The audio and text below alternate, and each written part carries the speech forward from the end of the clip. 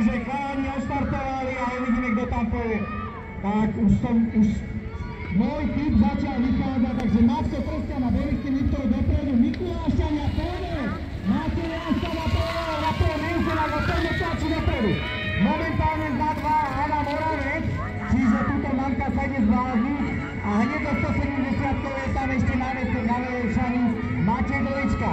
Takže zatiaľ Maťo Trstian ide ako o život do sedmičky skoku, začal na jedna Adam Moravec tu maličko podskočil, stratil tú veľkú rýchlosť a hneď Dolička, čiže Matej Dolička dobíja, ale už to celkom krátky rozhodný, uvidíme, či teraz Adam Moravec má najazdnú tú štvrtú rodinku a dokáže ešte prepumpovať nášho Mateja Trstiana.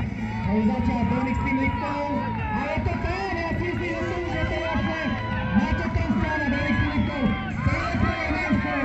A uvidíme ešte čo je. Nevyužil Matej Dolička za 2, alebo to bol pre iný. A Adam Moravec dneska nedostáva večeru, pretože Kata povedala, končíme s tým krosom, predávam bicykel, začínam jazdiť ja.